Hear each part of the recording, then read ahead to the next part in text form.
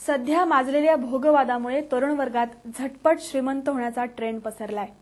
अवघ्या काही पैशांसाठी सर्रास खून मारामाऱ्या होत आहेत। याचं लोण सध्या राज्यातही येऊ पाहतंय।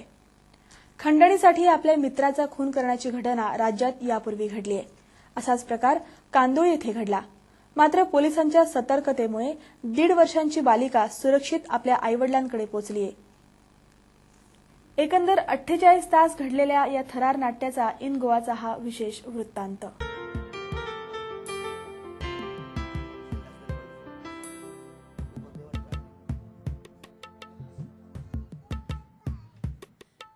शुक्रवारी रात्री 9 वाजण्याच्या सुमारास हे अपहरण नाट्य घडलं। यावेळी घरची मालकीण तेरोलिना डिसोझा यांची वृद्ध आई घरात होती। बाहेरून कुणीतरी दरवाजा वाजवला असता रेखा दरवाजा उघडायला गेली।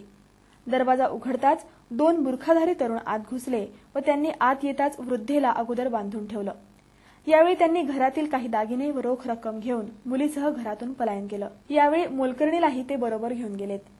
रात्री 10 वाजता मुलीची आई तेरोलिना घरी येताच त्यांना हा सारा प्रकार समजला। यावेळी त्यांच्या घराजवळून एक मुलगा मोबाईलवरून बोलत असल्याचं त्यांना दिसून आलं। हा मुलगा रेखा हिचा प्रियकर होता व तेरोलिना त्याला ओळखत होत्या। यावेळी घरात त्यांना एक चिठ्ठी सापडली। त्यावर 50 लाख रुपये खंडणी 5 दिवसांच्या आत देण्याची मागणी केली होती। मुलगी नाहीशी झाल्याचं समजताच तेरोलिना यांनी पोलिसात तक्रार दिली।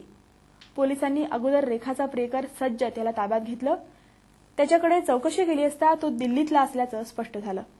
तसंच हैदर अली हा आणखीन एक तरुण या प्रकरणात सहभागी असल्याचंही यावेळी स्पष्ट झालं। त्याचा मोबाईल संच ताब्यात घेतला गेला। थिवी रेल्वे स्थानकावरून त्याच्या मोबाईलवर फोन आल्याचं दिसून आलं। या साऱ्या प्रकरणाची कल्पना येताच 3 वेगवेगळी पोलीस पथकं मुंबई, दिल्ली व बेळगावला रवाना करण्यात आली। मुंबई इथे थांबून स्थानिक पोलिसांच्या सहकार्यानं रेल्वे गाड्यांची तपासणी करण्यात आली। एक पथक मंगळा एक्सप्रेसमध्ये गेलं होतं। या पथकासह बालिकेचा फोटो होता। या पथकानं मोलकरणीला ओळखलं व त्यांचा पाठलाग करण्यास सुरुवात केली। अखेर काल दुपारी त्यांना बालिकेसह ताब्यात घेतलंय।